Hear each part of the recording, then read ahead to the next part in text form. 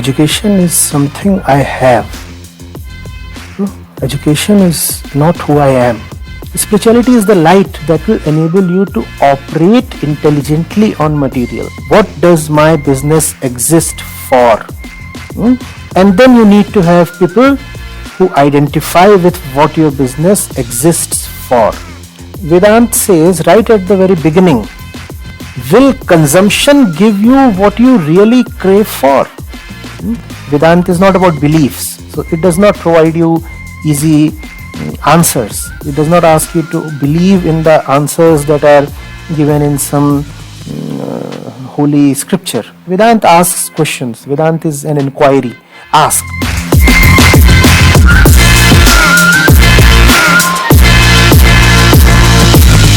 Good evening, everyone. My name is Saurabh Sardana, and you are watching the first episode of Season 2, Recast. I'm so glad to have with me today Acharya Prashant ji. I'm pretty sure that most of you sort of follow him on like one of the social media channels. Acharya ji, I have done my research, and I know that I think you've been to the best engineering college in India. Then you went to the best business school that one can go to, and then after that, I think you probably cracked the toughest exam in the world, which is for Indian Civil Services. Now, for somebody who has that kind of an achievement, taking the road less traveled, sort of going down, the route of spirituality, if I may say, I think is a very unique decision. So if we can just spend a couple of minutes in understanding for our audience what really triggered this, how did you, sort of traveled, from the best engineering college, to the best business school, you cracked the toughest, sort of exam in the world. And then I think, you sort of started your own foundation. Just give us a gist of this journey, because this journey in itself sounds fascinating. We see that first of all, there is a strong assumption in the question. And the assumption is that one's life should be directed by, even dictated by his or her education. That one's educational qualifications should be at the center of one's life. And I would say life, not career, because career is at the center of one's life, right? You That's are right. What you do. So what we are saying is that my degrees and the educational pedigree, which I might have obtained at the age of 24, 25 or 28, should then go on to drive the rest of my life. But think of it. Education is something I have. True? Education is not who I am. That's so true. My education is for my sake. So education is something in my hands. It's a resource. I have it with me now. It's knowledge or skill. I have knowledge, I have skill, or I have a certain exposure. These are important resources in my hand. Now, my resources cannot take the place of who I really am. My resources cannot become my central identity. Those things were there, right? The IIT education, the IIM education. And those things were used for the best purposes possible. Just as important resources should be dedicated to the highest purpose possible. So those resources, that knowledge, that exposure is now being put in the service of a very worthy goal, a very important mission. That's what is happening. There is really no dissonance there. In fact, maybe we should just turn the question around and ask ourselves, why do we tend to use our resources not as our resources but as our drivers? A resource should be something that I own. Instead, why should I allow my resource to own me? I saw a very important thing waiting to be done, and I put all that I had in its service. And I continue to do that. And I advise people to do the same thing. If you have 10 rupees, don't you want to invest it in the best place possible? Absolutely. You don't want to misspend even rupees 10 or rupees 100.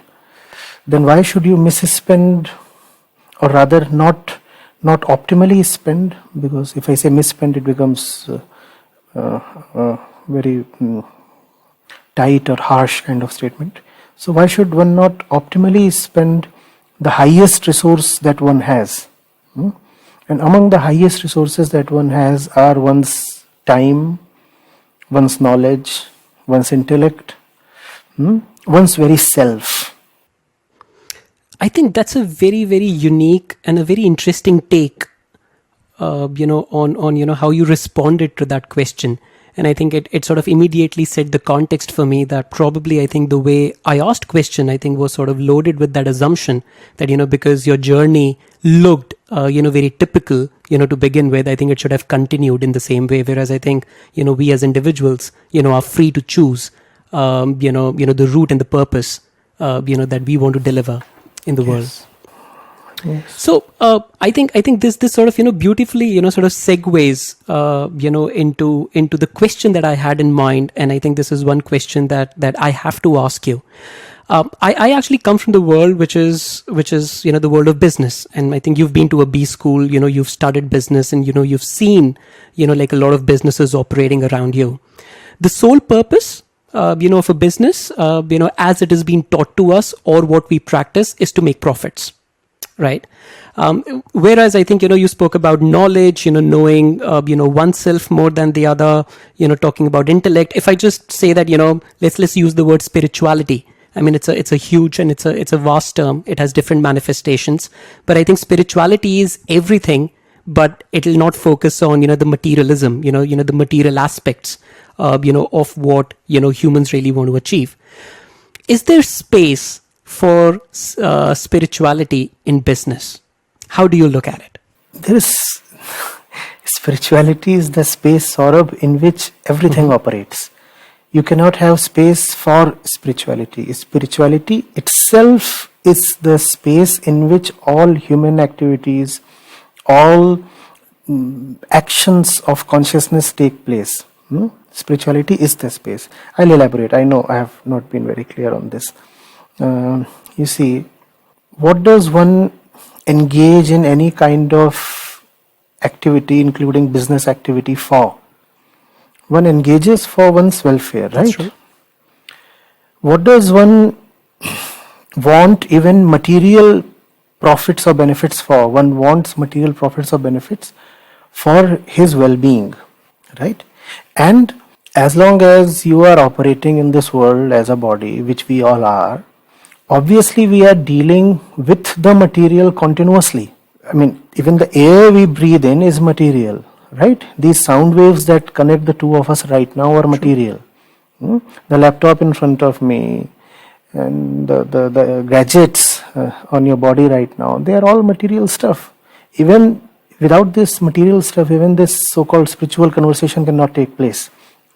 This very body that's talking of spirituality right now is a material thing. So you cannot have that kind of division where you put life on one side and spirituality on the other side, or you put spirituality in just one small remote corner of the domain called one's life. We say there is this vast domain called one's life, and there is that big space called personal life, then there is another big space called professional life, then there is a space called interests, there is a space called relationships, there is a space called this, that, and there is also a space called the spiritual space.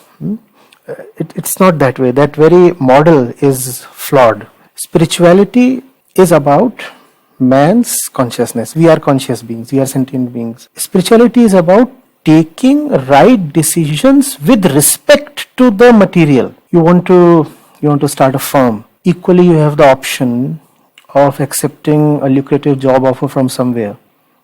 It is a spiritual question. The decision that you will take falls very much in the zone of spirituality. Similarly, the question of relationships. Do I go ahead with this? What connects me to the other? Do I settle down? Do I marry? Do I have kids? These are all essentially spiritual questions. How will one live without spirituality? If the world is material, Saurabh, spirituality is the that enables you to walk down all the material roads. Spirituality is the light that enables you to choose rightly between one material and the other. Material by itself is just material. Don't you require light? And the way, the sense in which I am using the word light, I mean it to be immaterial or beyond material. No? So we need material, but we also need something in which we can know clearly the reality of the material, and that's what I'm calling as light. No? So you can have material A, material B, material C, material D, material E, but what if all those materials are in front of you but in darkness? Spirituality is the light that will enable you to operate intelligently on material. So you require spirituality all the time, in all the ways, every moment. Right now, you could either listen carefully to me, or isn't it possible that you get distracted? All of us are ridden with so many diverse affairs and issues. Similarly, at this very moment, it is possible for me to dedicate myself totally to this conversation with you, or I could get a bit distracted. Spirituality is that which allows me to remain centered at the right place all the time. I must know what is important at this time. It's not a bad definition if we say spirituality is the art of knowing the important and dedicating yourself absolutely to what is important. So you require it at all times. Business activity is not at all separated or divorced or insulated from spirituality. The only thing here is that the way we usually look at religion and even spirituality is that these are things that deal with the with the occult, with the esoteric, with something that is transcendental, mystical, mysterious, and these all words that point towards something that is not related to the material. Moment you say occult, you mean something that is not very much within the usual laws of physics. The moment you talk of the transcendental or the mystical, again you are referring to something that is not within the usual domain of the material. So spirituality has come to acquire a very hazy kind of shape and notion in our minds. We have we have ostracized spirituality from our moment to moment life. And we have limited or consigned it, or just bounded it within some very unreasonable boundaries. A temple is a spiritual place, for example. In a temple, you ought to be spiritual, or you can have a spiritual place within your household, or you can have a half an hour slot in the morning in which you sit down to meditate. So that half an hour is a spiritual slot. And what about the remaining 23 and a half hours? How will you operate without spirituality in those hours? I mean, can you operate without light at any point in time? So spirituality is that light that you need continuously. I say it is like heartbeat. It has to be continuous. Continuous, quiet, and central. That's a very interesting take. I've sort of never thought about spirituality. I think in that sense, because I think what's been fed to us all the time is that spirituality is a mindset, right?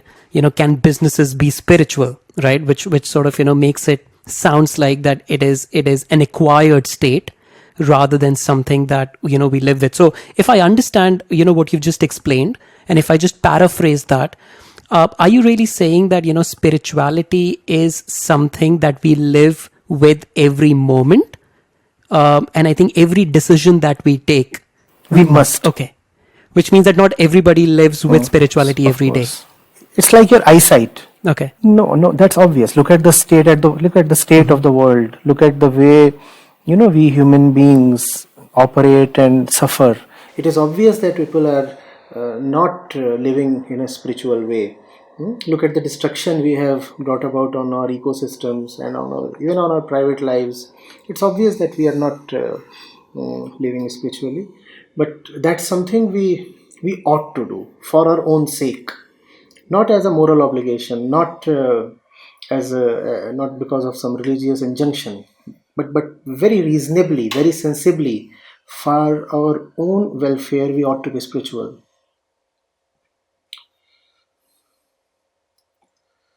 And to be spiritual is, again, I repeat, it's just like, please.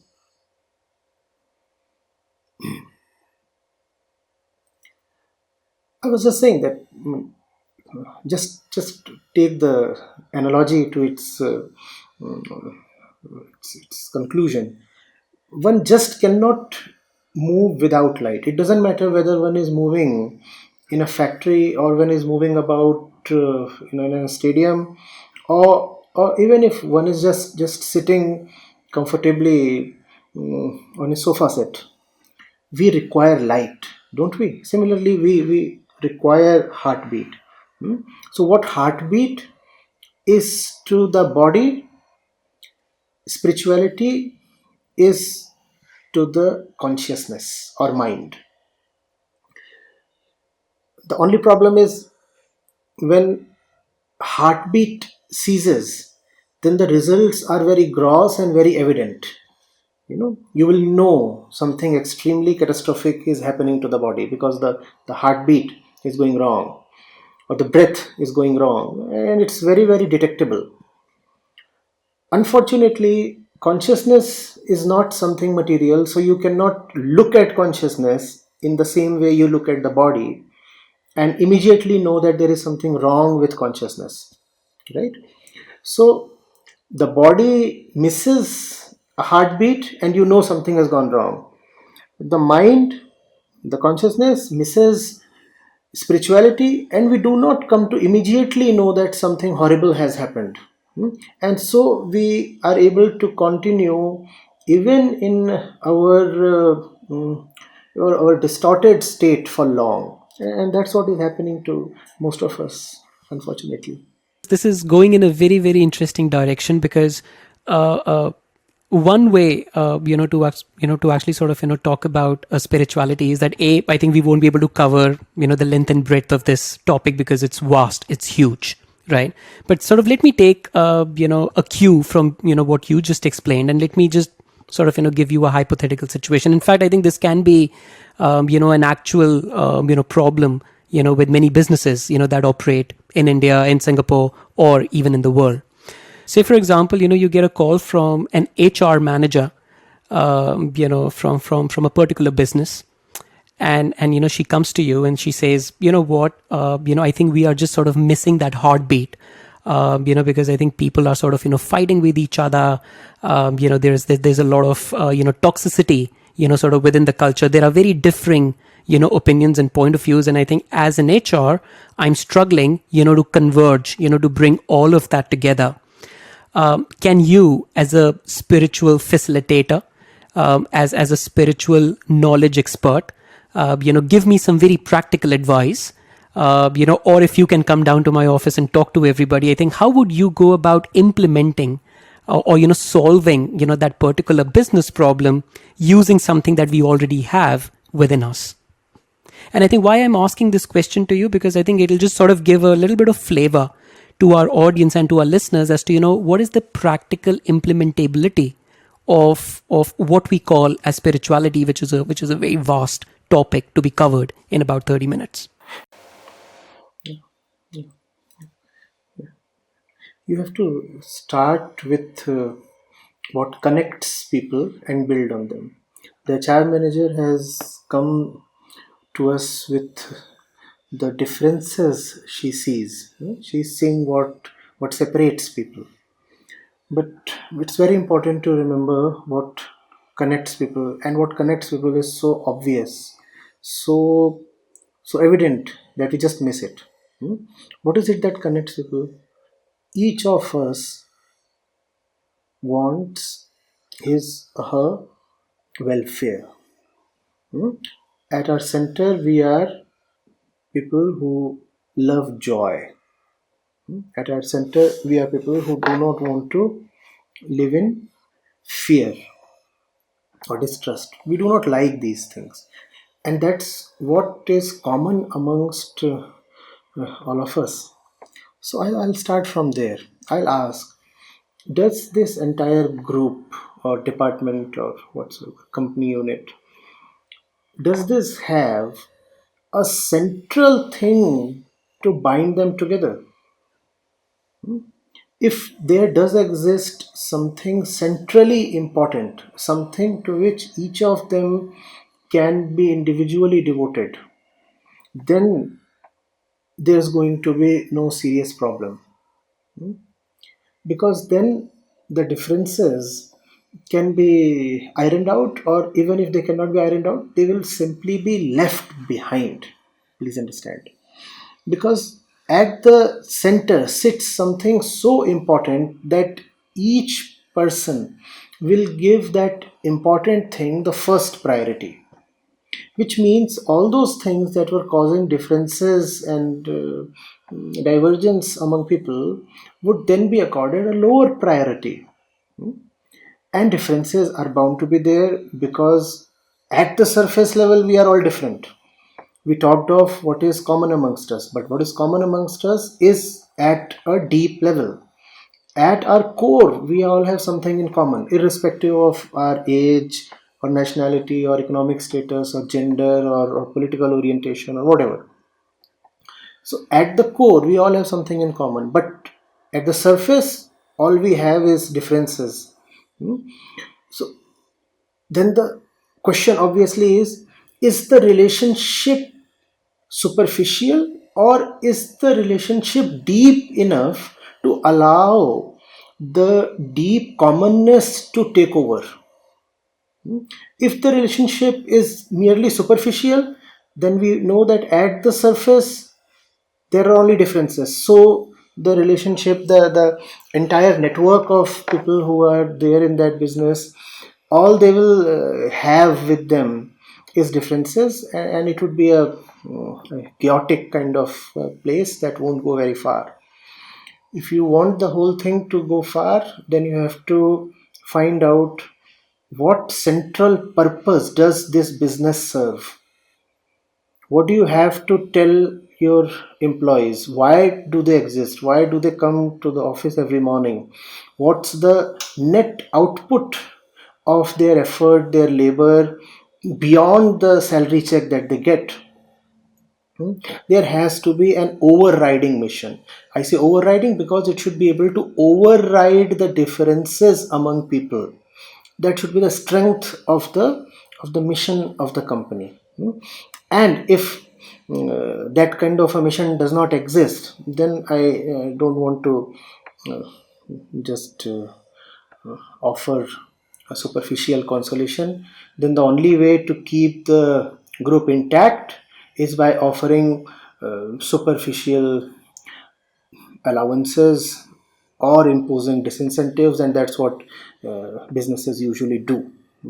But all that is needed principally because the the group does not know what they are working for. You know, you cannot have a business whose only aim is to maximize shareholder value. Hmm? No, no sane person, no loving person can work all his life, all her life, just to maximize the money in somebody else's pocket, and that to a stranger's pocket.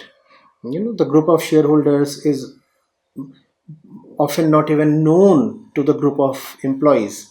Even if they are known, at least there is no intimate bonding between these two groups, the shareholders. And I'm talking about a closed company in which there are a limited number of shareholders. There is no intimate bonding between these two groups. There are the shareholders, there are the employees. And what are we trying to say? We are saying the employees exist for the sake of shareholders. Probably in the legal sense they do, but then all you will have is chaos and differences and conflicts, and that's what we often find in so many organizations.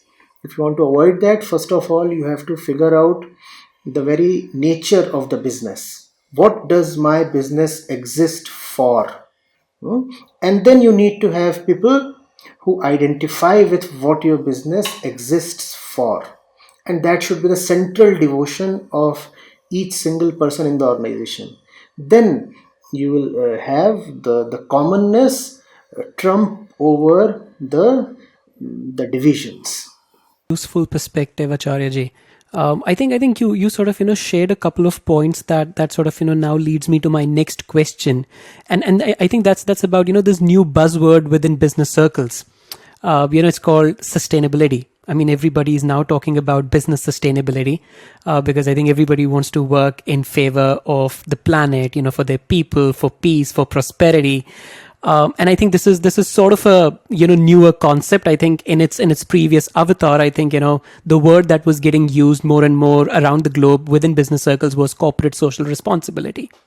Now, somebody I think who's sort of done extensive reading, who's trained, who's acquired knowledge, or who's acquired Vedantic knowledge.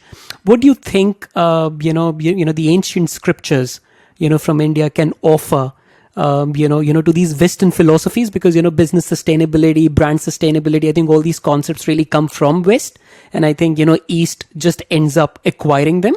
What would you say can be the contribution from Vedantic knowledge that even sort of Western world or Western businesses can learn?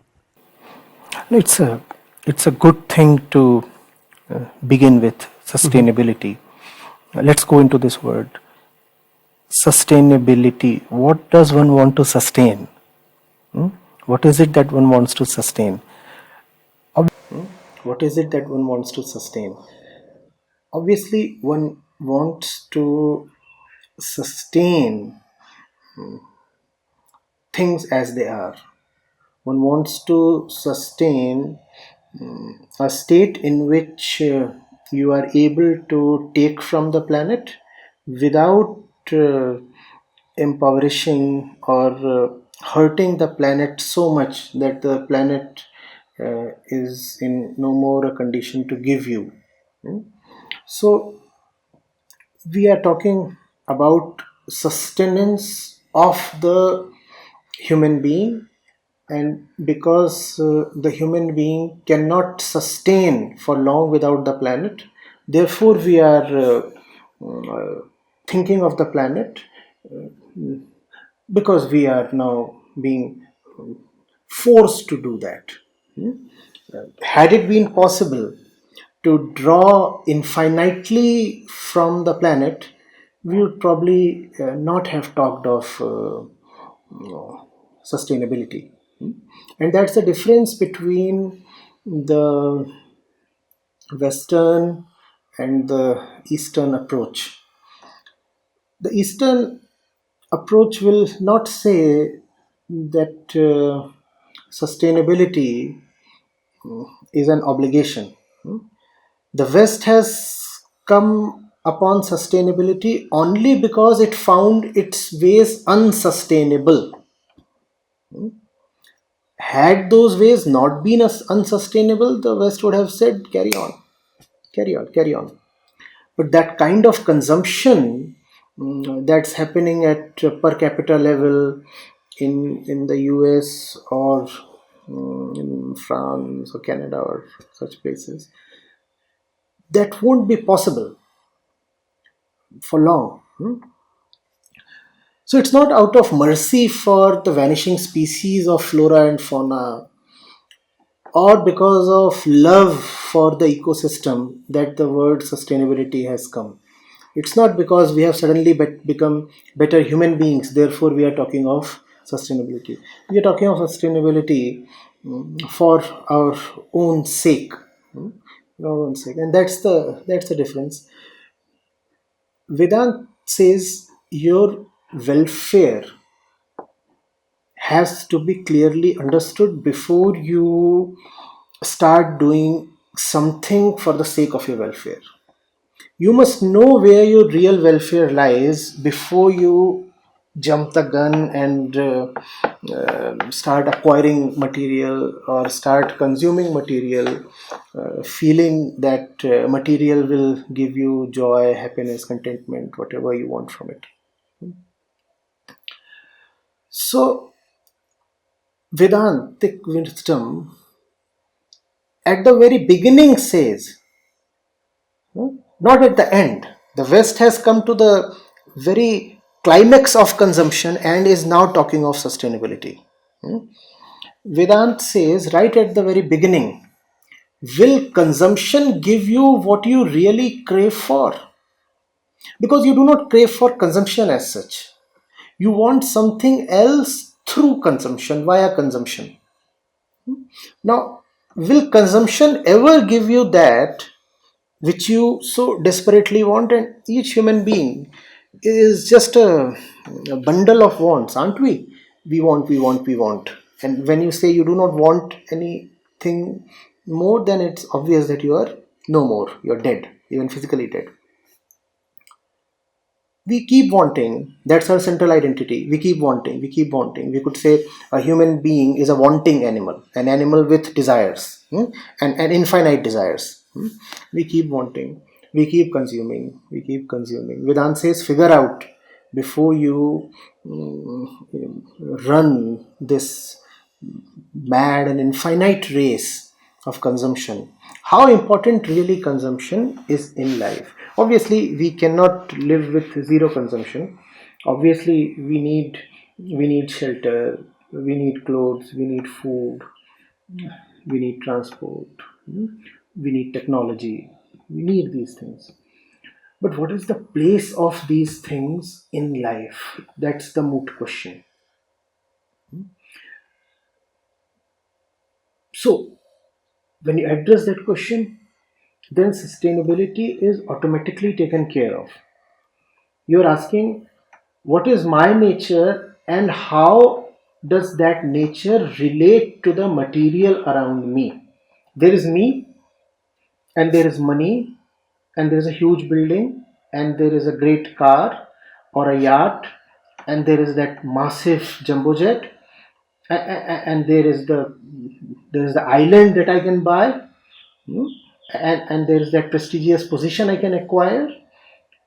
Will that which is me be really satiated by all that? And that's a question. There are no answers here.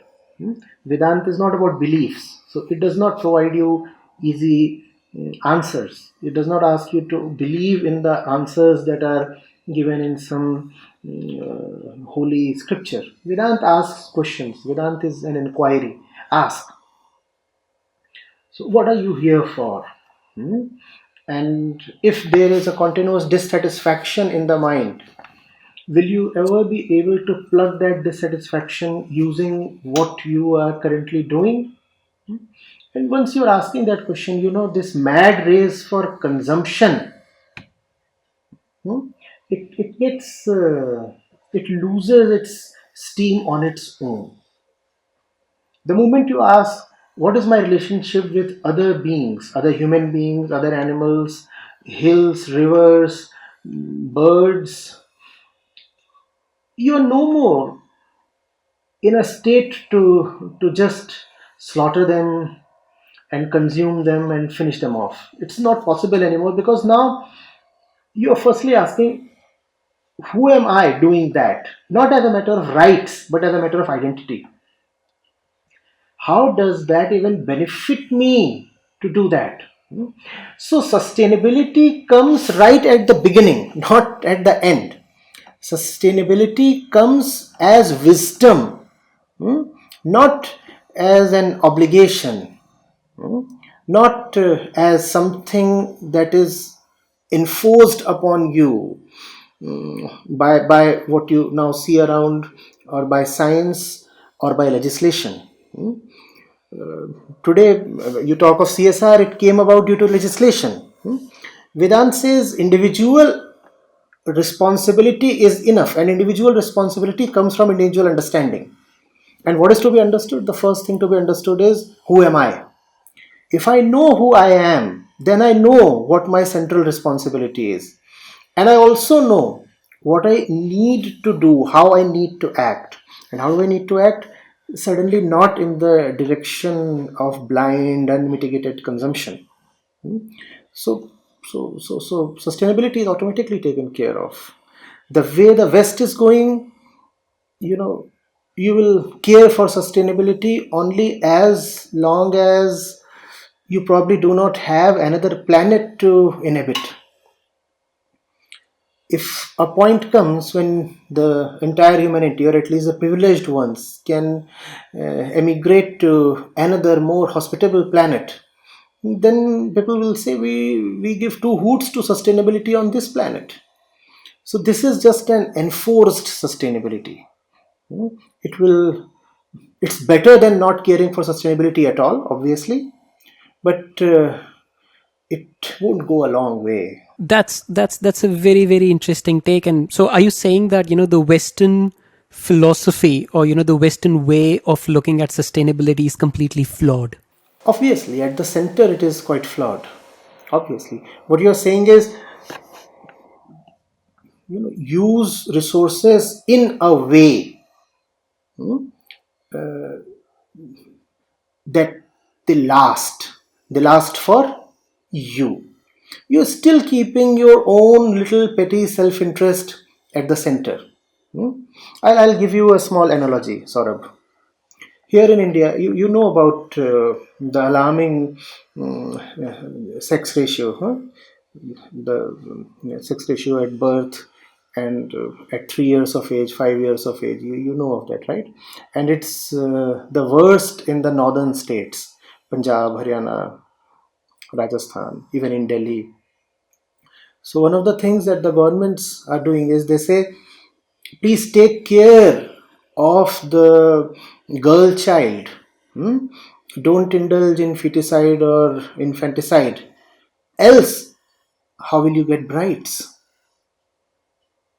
Now, that's the kind of sustainability that the West is talking of. That's the kind of sustainability the ego always talks of. Save the girl child for the men. Save the girl. Save the girl. That much is said. Save the girl. And what is not said? For the men. Similarly, the West is saying, save the planet, within brackets, for human beings. For human beings. Now, does the planet have no right to be saved on its own, for itself? No. But in the consumption centered mind, everything exists for its own sake, for the sake of its own consumption. So save the girl, otherwise how will we have women to consume? Save the planet, otherwise how will we have places to consume? No, this won't work. This won't go far. This won't go I far. think Acharyaji, what I sort of really liked about how you described the whole Vedantic knowledge, in like one sentence. Would it be right to say that just understand why you do before what you do? And I think that quest for exploration, I think will just sort of make you take better decisions in life. Yes, obviously. And it's a little deeper than that. See who the doer is. See where he comes from. See what within you is so eager to do what you do. See what within you drives you to your workplace every morning. See what within you is so afraid of that particular thing or happening. See what within you keeps looking at the future. That thing, who exactly is it within operating like that? I think this is a very exciting conversation, but I think from the way you explained that it's important for every organization, whether they are in business or they are in any of the other allied activities, to sort of really ask this and introspect as to why they do what they do and who's the doer, and then I think really talk about the deeds. I think this brings me to the question about your foundation. I think you work towards humanity, but if you can just give like a very quick, brief description of what your foundation does, and I think what are the goals. And I think the point that I will be more interested in knowing is for like a foundation that works in this space, do you have a finite goal or do you have infinite goals? Which means that there is no finiteness to what you do, and I think you'll just sort of keep going and keep doing just for the sake of pleasure, joy, or sort of whatever your outcomes are. So just explain us a little bit more, and we'll then take this discussion forward. At the level of people who have devoted everything to this work and are involved full time, the number is not very large, around 25. Much larger is the number of volunteers uh, who contribute in whatever way they can.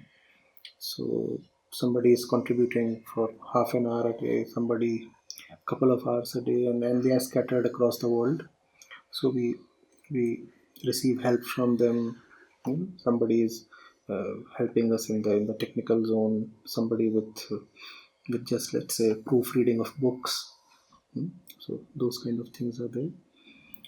Yes, we do have very strict, very tangible day-to-day goals for ourselves, and it's a very intense workplace requiring very high degree of discipline and devotion.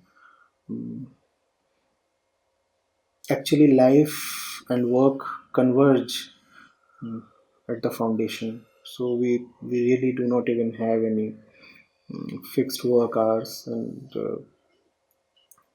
there are people who work even up to 15 hours, 18 hours a day when needed. But then nobody counts it as work because parallelly it is recreation, it is entertainment as well. So yeah, that's the way we are working. And finally, the goals are infinite. I cannot see a point where I could say that the work is done and we can disband the whole thing. I do not see that. So, and that's what keeps us going. You know, the whole thing is so enormous, so huge, so massively important that it's just not possible to shy away from it. Once you have seen the importance of it, you cannot not do it. So then everything gets aligned around the one central thing in life, which is the work. Hmm? And the work is to is to take care of the unnecessary bondages we all are in, the unnecessary darkness we espouse. That's what we challenge, that's what we fight.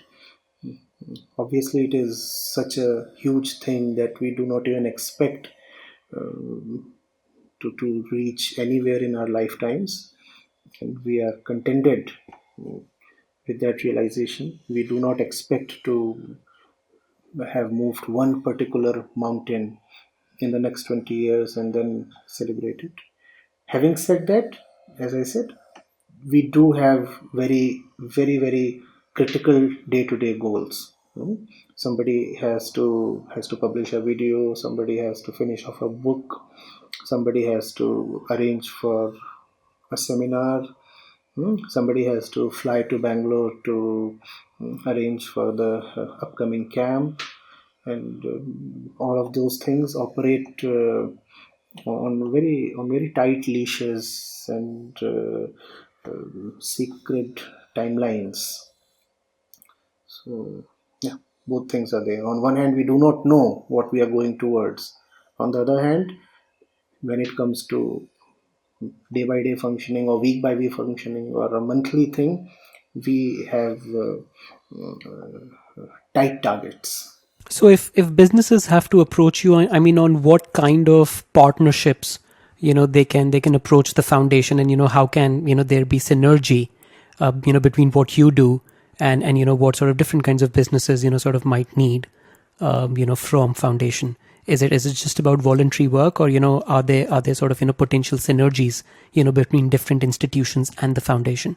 See, irrespective of what the entity could be an individual, or the entity could be a couple, the entity could be a family, or the entity could be a huge organization. If the entity is interested in knowing the facts of its existence and living more harmoniously, then probably we can assist. Okay. We exist for the sake of such assistance. Acharya, I think it was a fantastic 45 minutes chat with you. I wish I could have done this longer, but probably I think there's always a next time, and I think we should keep some of your knowledge and wisdom reserved for when we meet next. So thank you so much, I think, for coming on Recast. Yes, Saurabh. And I think I had an absolutely enjoyable time. Thank you so much, Saurabh. Thank you so much.